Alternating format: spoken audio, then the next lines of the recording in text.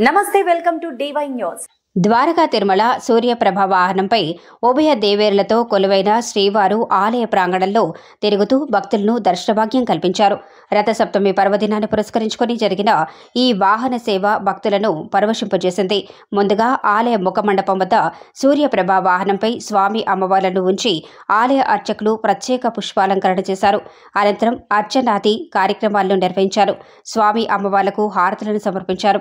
అనంతరం అర్చకుల వేద మంత్రోచ్చారణలు, భక్తుల గోవిందనామస్మరణలు, మేళతాళాలు, మంగళ వాయిద్యాల నడుమ శ్రీవారి వాహనం క్షేత్ర పురవీధుల్లో విహరించింది.